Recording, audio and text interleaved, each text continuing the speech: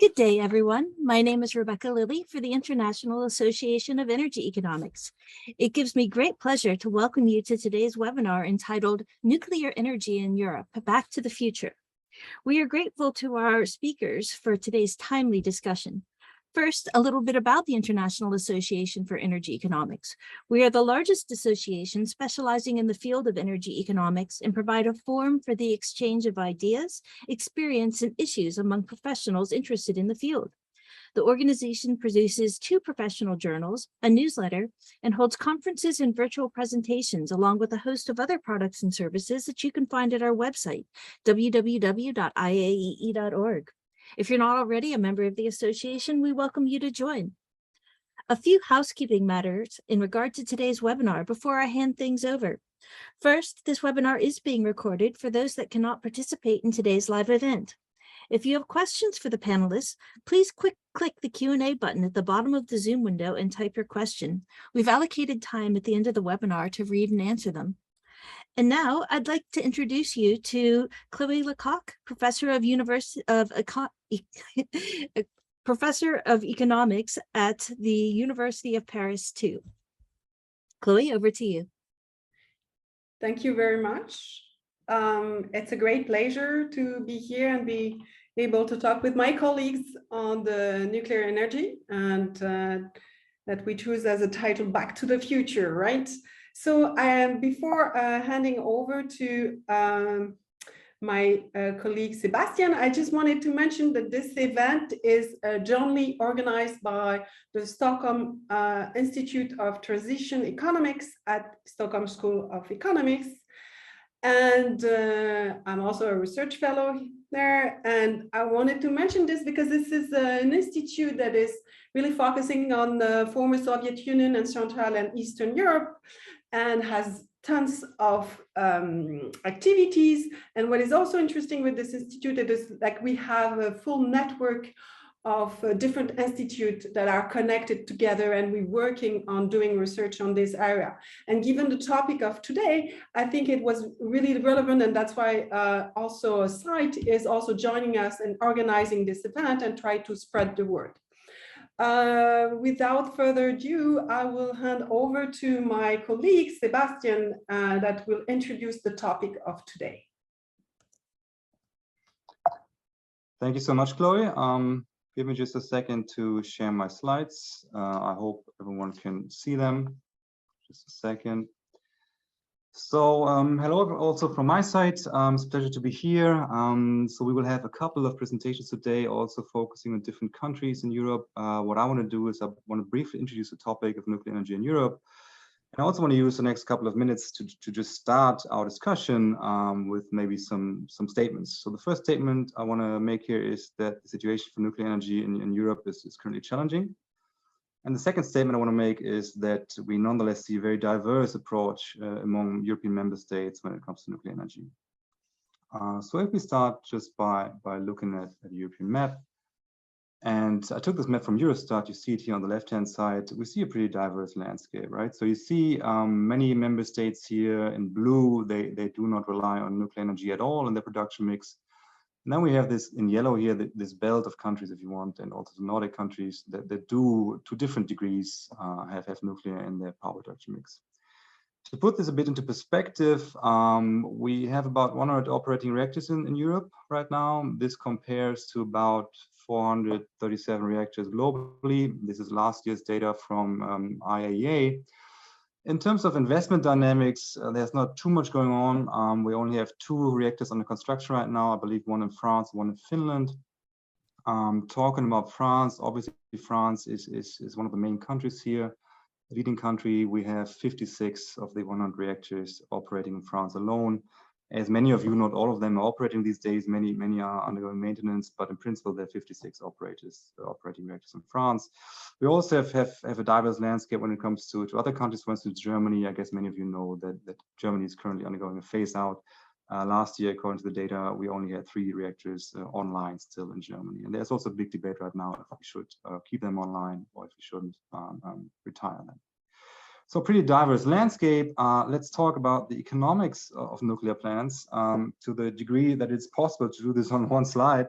let me nonetheless give it a try. And the statement here you can make is that currently in Europe, the economic case for nuclear power plants is rather challenging, to put it mildly. So how can you see this? Well, one indicator here is that's often used is the cost, simply the cost figures. If you look at the levelized cost of energy or the levelized cost of electricity, if you want. Many studies here, and I took some representative studies here, come up with numbers around 8 cents a kilowatt hour.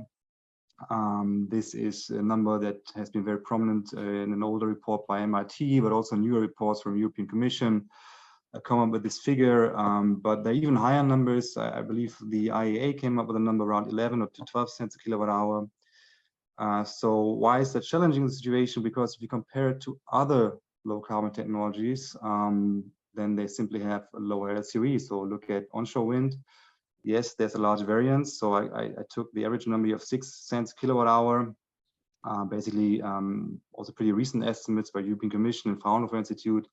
There's a bit of a variance depending if you look at larger farms or smaller farms, but still lower than 8 cents a kilowatt hour for nuclear. And also if you look at PV, the numbers, again, even larger variance depending if you look at utility scale or smaller scale systems, but ranging between 3 and 16 cents a kilowatt hour. Also, again, pretty recent estimates.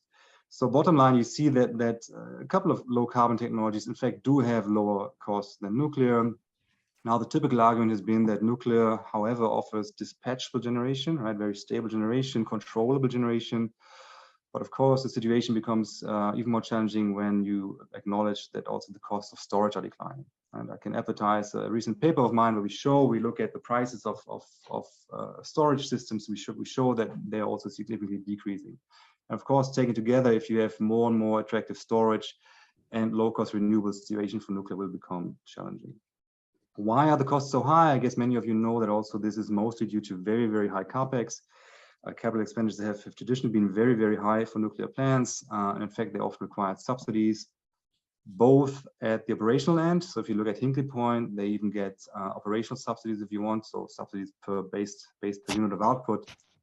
But also subsidies that try to push or try to ease the financing stage. If you think about limited liability, look at Price-Anderson Act in the US that limits the liability. We have similar liability limiting schemes, for example, in Germany, that try to ease the financing and ease also the insurance costs for nuclear power.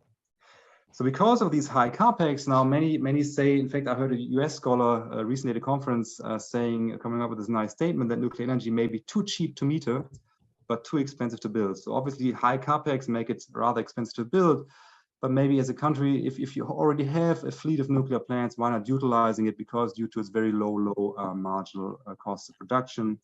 So this may be an argument here. What we then of course have to add to the equation is the externalities. Right? There are a couple of externalities. Obviously we have the cost of carbon. That's pro argument, right? Because obviously if you have a higher cost of carbon, the better the case for nuclear. But we also have externalities at the opposing end, if you want. We have the cost of nuclear waste. I just have a question mark here because it's very difficult to get at some good numbers. Sometimes you see some budgets that governments put aside for cleaning up the waste. Maybe you can infer some costs from the budgets that governments put aside, but there's otherwise not too much data out there. And of course, we have the cost of accidents, another big externality. There's some nice papers by Catherine Hausmann, for instance, looking at the likelihood of accidents, or also a paper by Natalia Danza and Alexander Danza, who look at Chernobyl and who show the very severe mental costs, but also economic, or mental health costs, but also economic costs that these disasters have. So bottom line here, case is really challenging. Why do we nonetheless want to debate this today? Because we see that, especially for Europe, right, the situation has changed a lot in the last years, all of you know. So among many reasons that have been brought forward for a new investment in nuclear, one is, of course, its low carbon feature, so could push decarbonization. Another is current high gas prices. And so if you look to the left here, these are day-ahead prices for Europe. You see they're incredibly high. Some differences here. France is very, very high. Germany is very high day-ahead price. Poland to a lesser degree. You see there's a lot of variances here. Ironically, also the last investment cycle in the US was motivated in parts by high gas prices. There's a nice paper by Lucas David out there who also argues that high gas prices drove new investment in nuclear in the US, even though gas prices fell shortly afterwards.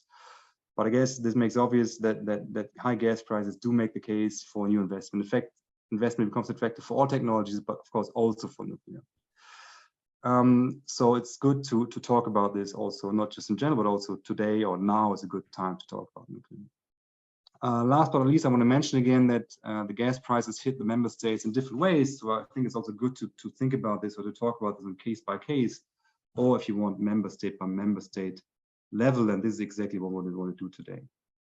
So before we do this, before I give back to my colleagues who want to talk a bit about the country cases, let me just conclude.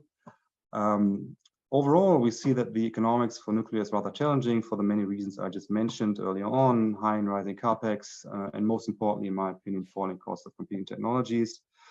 Nonetheless, in Europe, we have a very diverse landscape. Many countries still rely on nuclear, others are maybe planning to go into that direction.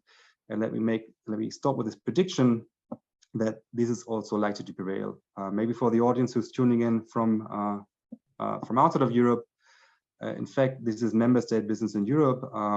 We have the Treaty of the Functioning of the European Union, which says in one article that the European Commission or their measures shall not affect the member states' right to determine the general structure of its energy supply. So very likely this is member state business also for the foreseeable future. And we're going to see these stark differences also in the future. So I think one more reason to dive into the country cases. And that said, I hope this is sufficient food for thought now to dive a bit more to the details. And without much further ado, I think we have a Q&A session at the very end. Let me say that also at this stage. Without much further ado, I'd like to hand back to you, Chloe, to talk about the French case. Yeah, thank you, Sebastian.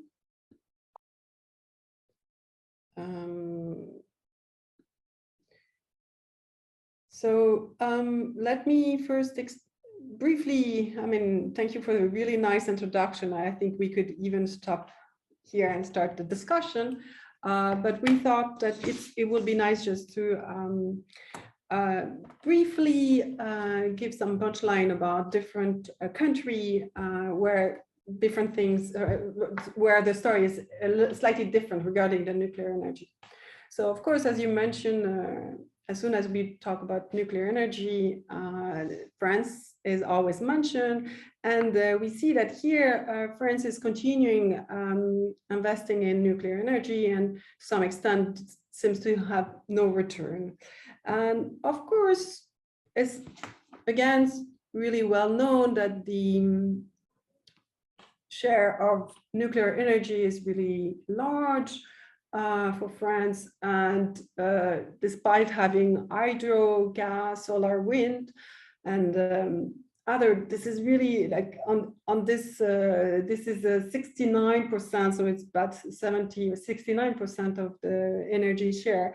And I think this is important because this is a clear dominance of the nuclear energy. So in some sense, that's why the French case is really interesting, is that there's a clear choice, and we will discuss whether it's political choice or economic choice later on, I guess, in the discussion, but this is obvious that we have nuclear energy in France. So yeah, if we have nuclear energy in France, and it's a large share, the question as an economist is like, okay, what does it give us in terms of prices? So when you look at the prices that you can have, at least before until between January 2019 and February 2020, what you see here is that the spot price that is in France is relative to France. What you see, this is the pink curve. You see that it's relative, it gives relatively low market price. So, I mean, this is obviously not an empirical analysis, but it seems like the share of nuclear power plant, the share of nuclear energy is so big that indeed it allows France to have relatively cheap electricity price. And that's one of the benefits. And this has been the case for a long time. The issue is then when you have this large share, what happens if it doesn't produce anymore? If you cannot use your nuclear power plant like it is currently the case in France, so that it reduced significantly. So today we're experiencing a significant drop in nuclear electricity. And I think it's really interesting because, so in this figure, it's the green curve. And what you see is that this significant drop has really changed the way we understand or we appreciate the nuclear electricity, because in some sense, now it becomes like we need to have some backup. We need to import from Germany. And obviously, this has also an impact on the prices. And not only, I will say, on the current prices, because as Sebastian mentioned, we live in a really special situation. The current gas price is really high, so there's obviously some effect. But what is interesting is also to look at to compare the weekly German and French year-ahead contract and see what's going on and see the evolution. And what is clear is that actually the French contract reached €35 megawatt during the third week of March. And even more recently, there's a difference of €69 per megawatt in the third week of June. So what is telling us is that, the difficulty that France is facing with the nuclear power plant has an effect, and not an effect only on the short term, but also has an effect in the long-term perspective. And this is interesting to know also that when you have this large dependency on one type of technology, this has a severe consequences where obviously you cannot produce at your maximum. So actually, the way I will rephrase this is that you have often two questions about nuclear electricity generation, especially in the current state. Should we delay the decommission of the existing nuclear capacity? That's one question. And the second question is, should we construct new reactors? And to both of those questions, actually France answered yes. So it's an interesting case because they will continue so they will delay the decommission of the existing nuclear capacity, and that's maybe makes sense, but we will discuss also about the construct of new reactor. And right now there's really little information, or at least I'm not aware. But I think this idea that we will also invest even more in nuclear energy seems to be the path of France. And that's it for the end of my talk. And what is here interesting is that we could conclude that France seems to be is kind of a past dependency scenario, where as soon as you enter and you have this large share of nuclear energy, indeed, it is difficult to stop and to diversify. Is it a good strategy? I don't know. It's just the case of France. I will hand it over now to Christian, who will talk about Germany, which is a really different case. Okay, thank you very much, Chloe. Thanks, Rebecca, for hosting us. Thanks, Sebastian, for introducing, and Eva for participating. I'm glad to join this round. And I will, since we're in the Association of Energy Economics, I will do a very brief introduction to the economics of nuclear, and then focus on the case of Germany. So let me start.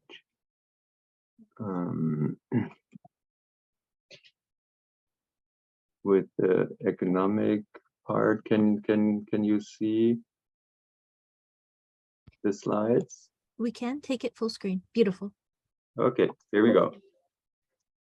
Now, this is, let me mention that this is joint work. Actually, we have actually a research unit on nuclear power, which is small but productive.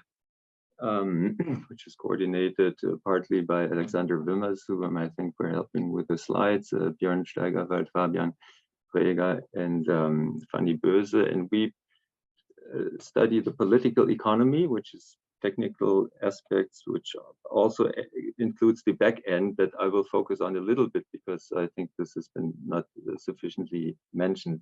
Let me start by disagreeing with my friend and co-author Sebastian. I don't think that the economics of nuclear is challenging. I think it's hopeless. And I don't know any serious economic analysis that would contradict this. And the very reason is that nuclear power is technically complex, not to say dangerous, because it has a very high reactivity. That is, within seconds, the reaction can get out of hand. It produces huge amount of heat. Unless cooled permanently, leads to meltdowns, and it emits radioactivity, which is difficult to shield and which rays for over 1 million years. And that makes it expensive. And our colleague, François Levesque, has coined this sentence of nuclear being the daughter of science and warfare, which I think is the best expression that I know, because the initial idea of nuclear was not to produce electricity, it was produce nuclear bombs. And then in the 50s, there was co-production. And so the economics did not play a role. Actually, the first commercial plant in Shippingport, Pennsylvania, which took the nuclear navy's 60 megawatt motor, was 5 times more expensive than the competitor. And today we have, and this is Lazar figures, nuclear in around 15 cents per kilowatt hour, whereas per kilowatt, whereas solar stands about 36, and that's US dollars per megawatt hour. Sorry, so it's once again 4 to 5 times higher, given the cost that storage is becoming cheaper and that system costs are relatively modest. There's no chance that nuclear is being invested into by private investors under competitive market conditions. And there's a very nice paper by our colleague Lucas Davis from Berkeley that was mentioned, celebrating kind of the Chicago pile 10 years ago, who says 70 years ago, industry was expecting to become competitive, but it has yet to demonstrate it. And now we can add 10 years, and now we said 80 years. Then when we think about what makes countries invest into nuclear, we need to take into account this double picture. And I've shown you here something that I suggest everybody to read, which is a paper by Cox, Sterling, and Johnston, both 2016, and there's a 2018 version that explains the structure of countries going into nuclear. I will not go into detail, of course. Let me just mention that there are the early nuclear superpowers, France being one of them, of course, China, UK, Russia, US, that also have nuclear submarines, and that use this co-production of military and civil equipment. And when the 6 power plants that Chloe was mentioning were presented by President Macron, and amongst others, the 28th of July, he said, sans nucléaire civil, pas de nucléaire militaire, sans nucléaire militaire, pas de nucléaire civil. And this is exactly what François was saying, and which means no civil without military, no military without civil.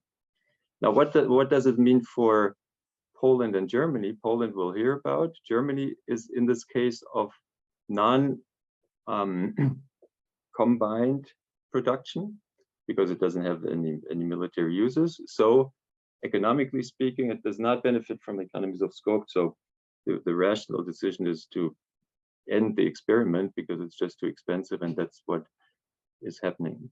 So now I come to the case study on Germany, and this is a study actually by Mario Kanziorski and others that I summarized and updated.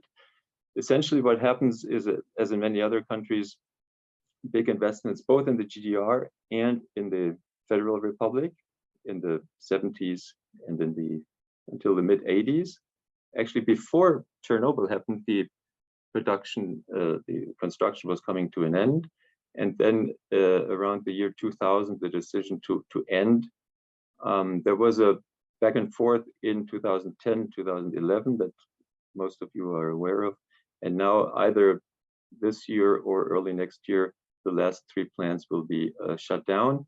We see here the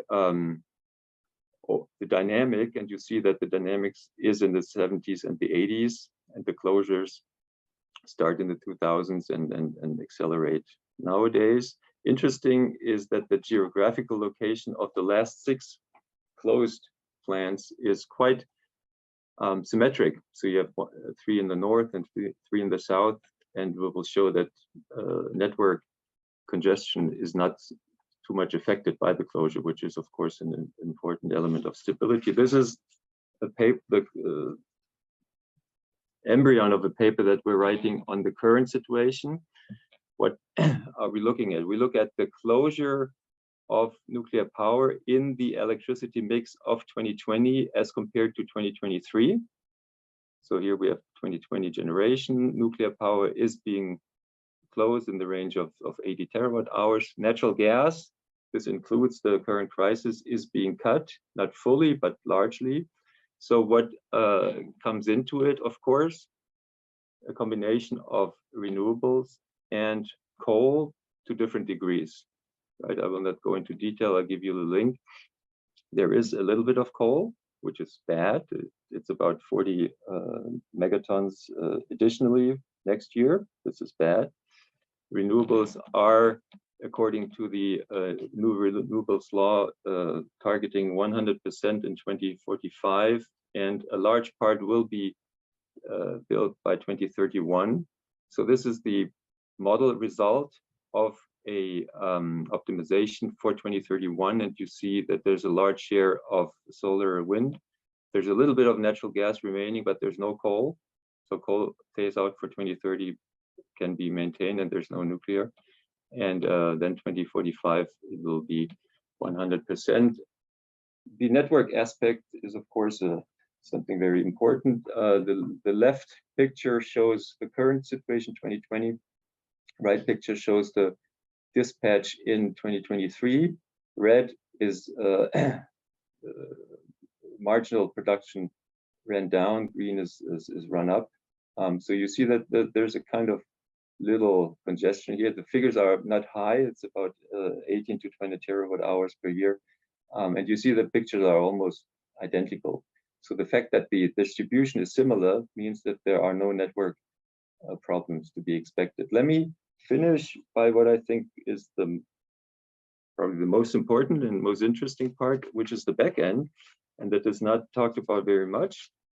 What happens afterwards? Well, we need to decommission power plants, and together with friends and colleagues from Basel, we are in the project analyzing this, and it turns out that decommissioning is long and it's expensive. It's longer and more expensive than planned.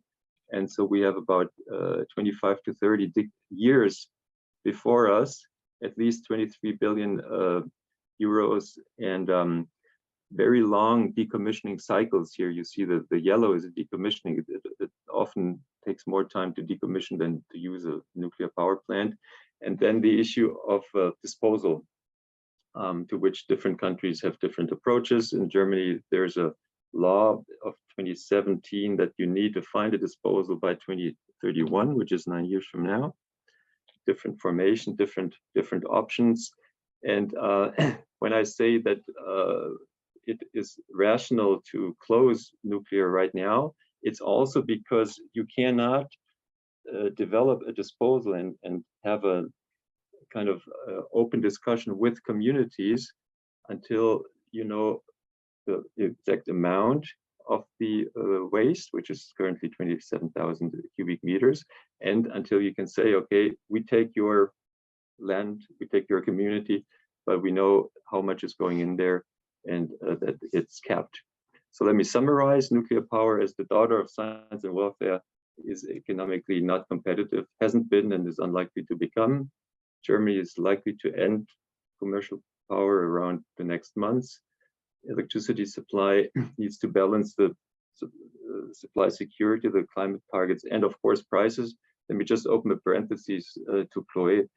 France has cheap electricity, but a bankrupt generator, which is something customers benefit from, but the taxpayers don't. Network congestion is likely to be a minor issue, and new expensive and long-lasting challenges are upcoming: decommissioning and disposal of nuclear waste. We put together the references here, some of them of ourselves, some of them from other authors, and suggest you read some of it, and we continue this discussion that I look very much forward, and thanks a lot for your attention.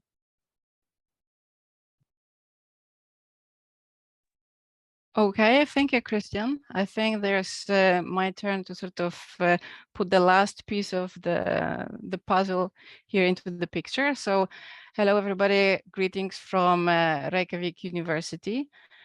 Let me share here. Okay, so my task today is to draw you a picture basically of what's happening in Eastern Europe, which is sort of a case in between what we've heard today. So I'm going to focus on 3 countries that have already nuclear power for a number of years. So I'm going to talk about the Czech Republic, Slovakia, and Hungary. And then additionally, I'm going to talk a little bit about 2 countries that up to date didn't have any nuclear power, but are still very interested in it. So in the countries that I will be talking about, so the Czech Republic, Slovakia, and Hungary, you can see here on the graph on the right-hand side that the share of nuclear power into total generation capacity of those countries is really high.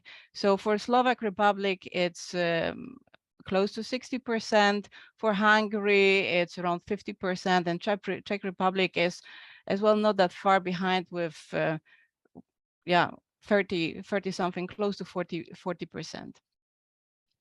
So the Czech Republic, just to give you a little bit of background story. So the Czech Republic has 6 nuclear reactors, and they are generating, as I said, about 1/3 of its electricity. The capacity is around 4 gigawatts.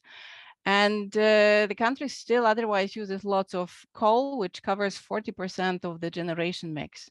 They are a net exporter of the electricity, which, as you know, means that they are basically exporting more than importing. There is ongoing support for nuclear, and there are discussions to build 2 or even more reactors. So according to the news from this year, from March, the Ministry of Industry and Trade of Czech Republic officially gave approval for 3 bidders to construct a new power plant. Well, basically first to, of course, to give the offers. So offers are expected to come until November, and the 3 companies are EDF France, Korean Hydro and Nuclear Power, and the US Westinghouse.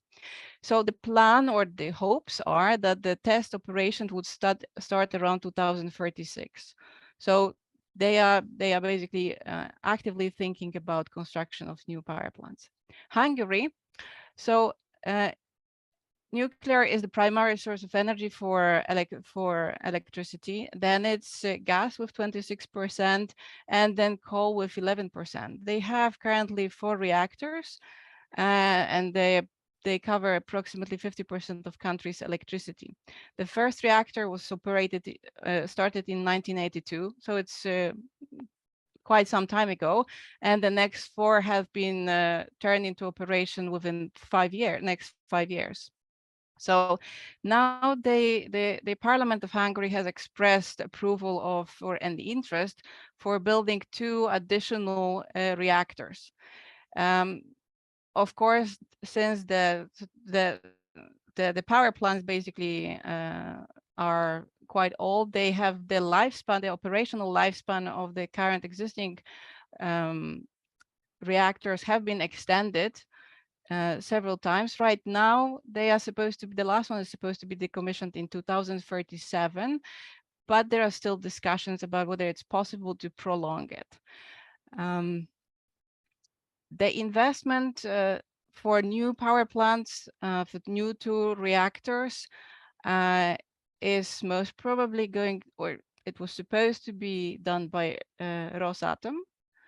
And in the beginning of the work was initially scheduled for this year. Right now, seeing the current situation, it's a little bit unclear what's going to happen.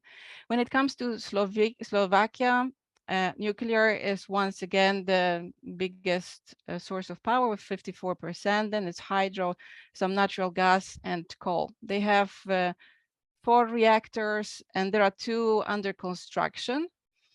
They are currently refurbishing 2 of the old reactors, and they are as well planning new ones. The case as well that I want to mention briefly here is where the fuel for the reactor comes, and basically so far it's coming mostly from Russia, and actually even for Hungary, the contract that they have with Rosatom basically said that for the next 10 years of operation of the new reactors, the uranium will as well be coming from Russia. So there are nuclear power reactors as well in other countries in the region. So we have some in Bulgaria, Romania, as I said, Slovenia, Ukraine, and Russia. But there are as well some countries that in the region that do not have history of nuclear power, but are quite interested. And why is that? I mean, to some extent, it's basically the story about the changing energy landscape.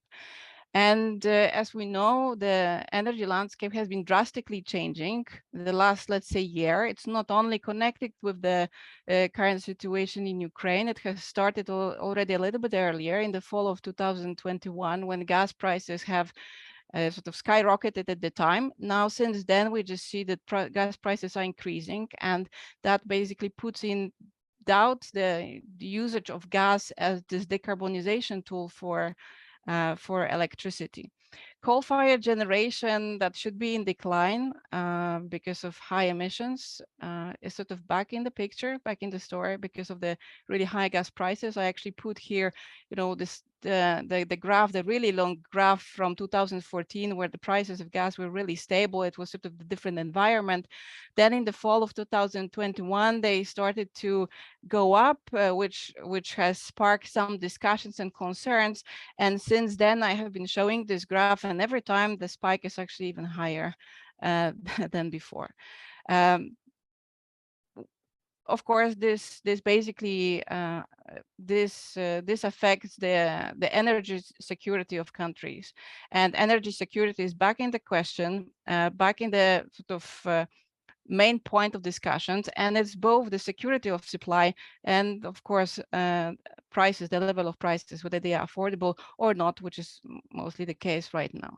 So renewables are a solution to fill up, to produce electricity. The problem there is that they have to be balanced. And probably all this is a part of the reason why some countries are looking into new investment. So this investment, I put a question mark because this is something that is, it's still in progress. You know, in there has been no, for example, in Poland, the site has been chosen, but there is no exactly approval from society. So I put the new investment in question mark. We'll see what will happen and how the situation will evolve. So Poland had basically right now has a nuclear program from 2020, and the aim here is to construct a rather big reactor. The site has been chosen temporarily, and is basically here. I put the little black dot, and this is around Baltic. There were other sites in question, but Baltic site has been chosen as would enable simply better cooling of the reactors. Otherwise, in Poland, we have the coal, which is 54% of the energy mix. Renewables have been increasing with 16% of wind and 12% of solar, but coal is still a substantial chunk. The question is maybe with what to replace it in the future. When it comes to Estonia, Estonia has a little bit different strategy. So they are not pursuing this sort of old-fashioned type of huge reactors. They are more thinking about the small modular reactors, and that's a project that's where Sweden and US are involved. Estonia actually is an interesting case because Estonia with 2 other Baltics. So here we have a map, and Estonia is the most top of the Baltics, together with Latvia and Lithuania. They are part of the special power grid, which is called BREL. It basically means that the Baltics are connected together with Russia and Belarus in one power grid, from which they are investing to desynchronize, but that will happen at the earliest in 2 years. Baltic's energy mix relies heavily on fossil fuel. It's gas and it's fossil oil shale, and most of it was coming from Russia. So with high prices, with shortages of these fuels, obviously Baltics are really interested in diversification of these sources.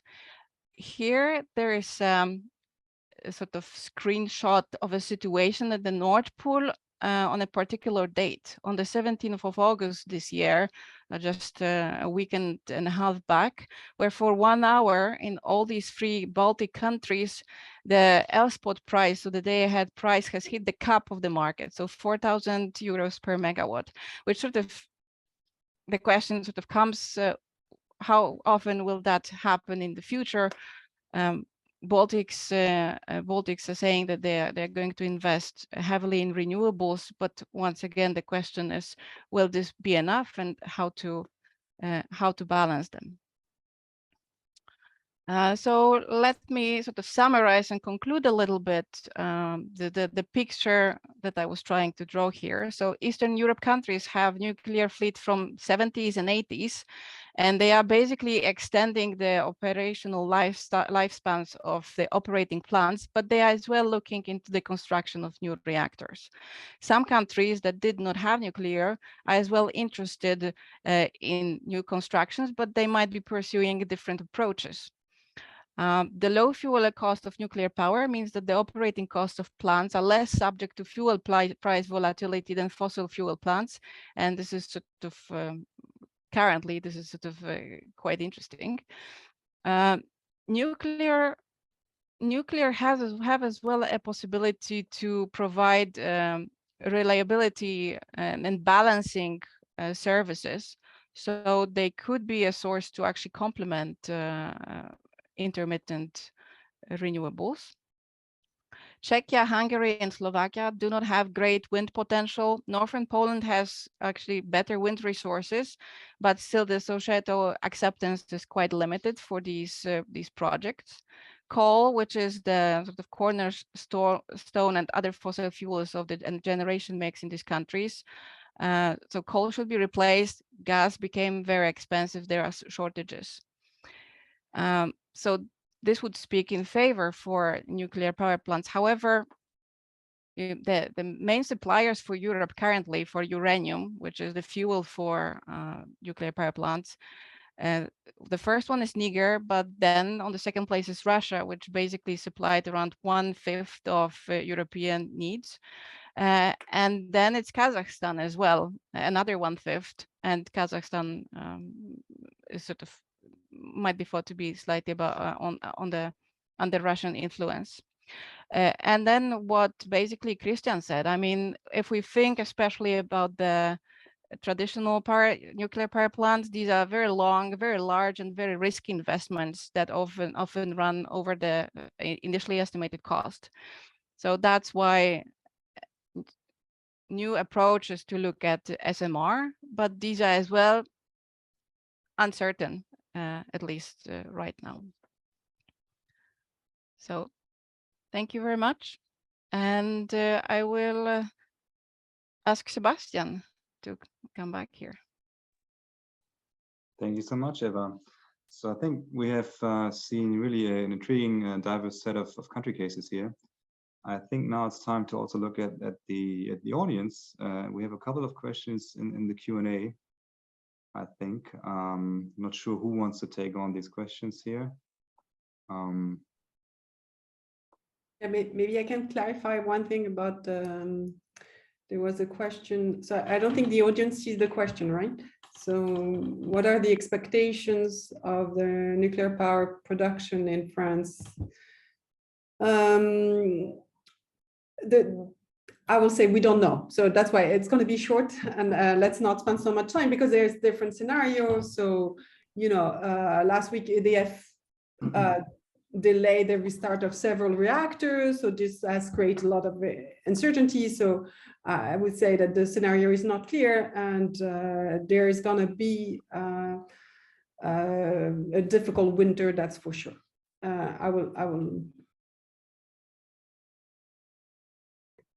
I see several questions on technology and innovation that I can follow on.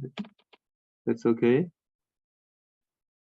Let me open this because there's the issues on capex and learning and specific capital costs, R&D, and Eva mentioned SMR concepts, but there's also this topic of non-light water cooled concept like fast breeders and high temperature. And on the issue of the learning, I think there's a lot of research by François Levesque, by Grubler, by Paul Josko actually. Paul Josko from MIT worked on this in the 70s and in the early 80s. And the argument is that nuclear traditionally was and still is a sector where you have negative learning. That is, instead of walking down, like for storage or probably wind, specific costs in terms of kilowatt are going up. Why is this? Even though you have large-scale production, regulatory conditions, technological specifications, and the transfer of knowledge between sites, between companies, are not working in the same direction. So also the issue of security is being updated. Plants need to correspond to most recent technological state of the art, which is advancing. And I don't see any change for SMRs. SMRs are just, according to the US definition, light water reactors with very low capacity. So instead of having 1100 or 1600 megawatt, you have 30 or 60 for the new scale, or even 340 for the UK SMR, which is small and it doesn't have a perspective of beating already expensive high capacity power. On the issue of non-light water reactors, I think there's interesting developments not mentioned in today's session, but in the US with natrium and high temperature that the Chinese are also pursuing. All this is fun for physicists, chemists, etc. It has been for the last 80 years, but in terms of economic competitiveness, I don't see anything there because neither economies of scale nor efficient use of resources in the case of the fast breeders, because uranium being relatively cheap, it does not make sense for economic and for security reasons to develop a nuclear fuel cycle. Probably the other members have also answers to these questions. Otherwise, we can also pass on to other more specific questions. Thank you. Thanks, Christian. I in fact also would like to come back to the learning question. I think this is a very interesting question that's been raised here. If we couldn't have learned more and if the capex couldn't have been lower if we had built more reactors. Of course, we didn't build many reactors in the past in Europe, but of course there have been reactors built across the globe. So I think the question is also if there's global learning, right? The knowledge transfer is rather global or local, of local nature. So in principle, I think, of course, you could argue there have been reactors built also elsewhere, not just in Europe. And in principle, there was chance to learn, at least at the global stage, in terms of building the reactors. In terms of local learning, there I think Christian's argument is really valid that local, of course, regulations are rather local, and these regulations led to a lot of negative learning too. I think it's a good question, but my main point is here also, there have been reactors built, just not in Europe. So in principle, there could have been learning going on if learning was global, right? If knowledge transfer was global. But I think it's an interesting question that one could further dive into. More questions here. Let's have a look. If there's any question directed to any one of you, dear colleagues. There's one to you, Sebastian, number 6 here in my list. What are your thoughts on reinvesting? Okay, great. This is a great question. So I think, I hope maybe I wasn't clear enough on this. So certainly reinvesting in nuclear, I would say is basically, that would go with Christian. It's a hopeless case, because if you build now new reactors from scratch, this is very, very costly, as I hope the cost numbers have been indicating. So I think now investing again is I wouldn't personally advise it. That would be my clear-cut answer. It may be a different case if you want to exploit a bit of a lifetime from a power plant for the last remaining years. But again, there we have the nuclear waste issue that Christian was talking extensively about, right? So, but to answer your question, I would not advise reinvesting in a new nuclear plant. I can pick up on 2 questions by Annas and by Graham related to this. And I think it makes sense to do a differentiation here between, that was done in the introduction, between operation and investment, particularly for Eastern Europe. Think about Poland, think about Estonia.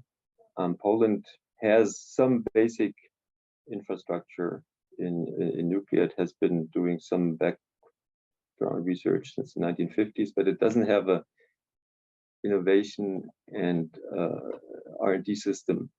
Now there are 2 options. One is the Bangladesh option, that you buy a Russian plant in the case of Bangladesh, or Westinghouse plant, and you buy everything and let them do everything, which is very expensive, and you don't have any synergies. Or you develop a big, massive innovation system, including you need universities, you need graduates, you need researchers, you need education. That is not included in the activity. So to Anna's, I think question of extending here does not make sense. And then let me pick up Graham, which you remember we met in Amsterdam at some gas conference, must have been in the late 90s or early 2000s.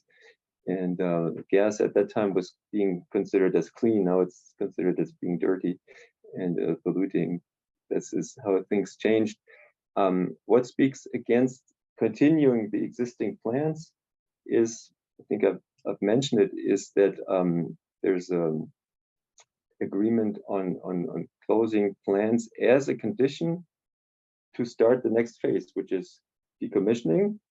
Okay, you can say that can take a little bit longer, but also finding a site for storing and disposing highly reactive, but also medium reactive nuclear waste. And that's something that we should talk about more. We haven't talked about this today. It hasn't been talked about since the 50s, but it's always being pushed back, and some economists suggest some discount rates, 3, 4, 5%, and it disappears in your calculation. No, it doesn't. It doesn't. It's an important issue. It's a dangerous issue. We have the 27,000 cubic meters standing around in intermediate storage sites, which is dangerous. It's also subject to attacks. And I'm engaged in a project that considers fair and efficient and quick disposal trajectories. And so each day that we, or let's say starting in January 2023, we'll have level playing field, and we can go ahead and say, okay, we need a depository. This is very urgent. Look at Zaporizhia, look at other places. And this is something that justifies sticking to the rule, which is closing down the plants and going ahead without risking supply security. As I was mentioning in the modeling, and there are other models with slightly different results, without, of course, risking the grid instability. I think that is a just and fair way of dealing with the big issue, which is nuclear waste and disposing of it. Thanks a lot. Yeah, thank you, Christian. I agree that waste management is an issue, but I think it's also interesting the time we're living in, right? Because right now it's really a specific period. So we almost like a war economy, and it to some extent, I'm not sure in the scenario that we all looking at, we have really considered that there will be a war next door. That changed a little bit the market significantly. So maybe for a short time, we hope for it. But in this case, energy security is a really big issue. And I think that nuclear energy, at least when it is built, could play a role in the short term. I'm also curious, Eva, you want to react on the Baltic state and whether they should, did you see this question or? Yeah, so I saw as well another one that I was planning to answer first. It was a question about dependency on Russia when it comes to imports of uranium for nuclear power plants. So so yeah, there is some dependency. I mean, Europe right now, from data from 2020 show that 1/5 of uranium that is used in the European Union was from Russia, another 1/5 from Kazakhstan, but there are as well other places. So the biggest exporter to Europe is actually Niger, and then there's as well imports from Canada, from Australia. So Russia is not the only importer, but currently it was quite a big share. When it comes to Eastern Europe, I mean, I think it's such a it sounds like a homogeneous region, but it's not. So, for example, let me start with Baltics.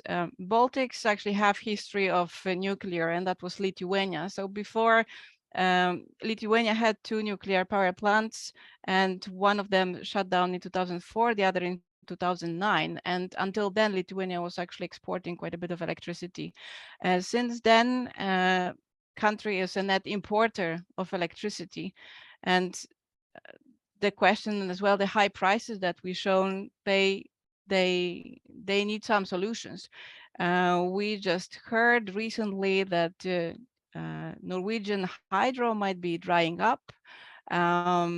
There is the trade with Russia. Finland was actually importing electricity from Russia. This has stopped as well. Baltics are small countries, and well, nuclear seems like an option. But right now they are actually not looking into big investment. They are looking into these small modular reactors, which at least are but cheaper to build, and these are smaller investments as well. It takes less time to build, and they provide less electricity.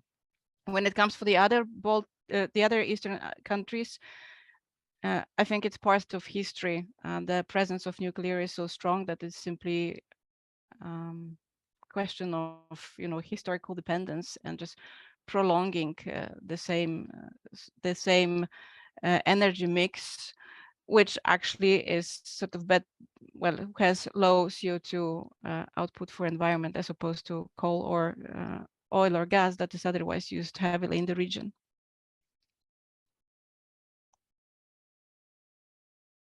Okay, thanks. Looking at the time, we're almost hitting our 60 minutes.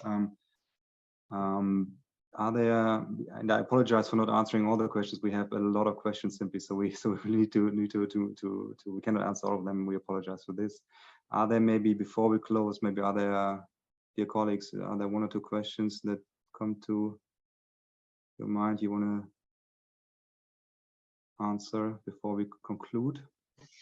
Well, I once again, I love technology, and as economists, we're all industrial economists too. So one on the nuclear fusion, and the other one on the capital costs of SMRs. On nuclear fusion, I recommend you the book by our friend and colleague Bill Nuttall. It's an update. It's called Technologies and Policies for the Future of Nuclear Power, which is the best description of nuclear fusion that exists, and it also explains even though Bill would probably not agree with this, why it's so complicated and doesn't have any economic perspective. It's because it hugely energy intensive, hugely capital intensive, and it does not correspond to the energy system of the future, which will be more decentralized. And of course, there's the 40, 50, 60 years that we still need to wait to know whether anything can be produced at scale. On the capex issues that two people were asking, and that Eva also was mentioning, I'm not sure whether we can really say that SMRs will be cheaper, because they have, of course, much higher per unit capital costs. And so we are currently writing a paper where we do the learning effects. Sebastian should be in there, and that we get faster. And we calculate for the time being with a static expectation on size effects. You need about 3,000 SMRs to get to the capital cost of a reactor with high capacity, let's say an EPR. So even though they are smaller, doesn't mean that they are cheaper. And so I don't see a capex advantage emerging there for Estonia or for any other country, even in the US, where they may be building a few in Utah. Thanks a lot. Thanks so much, Christian. So unless there are any other comments by all panelists here, I suggest we try to wrap it up to the best we can. And I urge my colleagues again to interrupt me if should I forget something. I think I have noted here 3 issues. The first is there's an immense interest in this topic, measured by your participation and measured by your numerous questions. So thanks again for this. The second takeaway I would say is that and we've seen it looking at the numbers, just at the cost estimates, nuclear is a very expensive technology. And to summarize the complete set of presentations, it's a challenging, if not hopeless, case. Just simply by looking at the sheer costs, not just for constructing, not just for upfront costs, but also for the decommission end, which we have shown, which Christian has shown us. The third is that nonetheless, we do see that some countries are still considering this, and this is just an empirical picture that we try to draw here. This is not, by no means just normative research. It's just looking at the landscape. There seem to be plenty of reasons why countries are still embracing nuclear.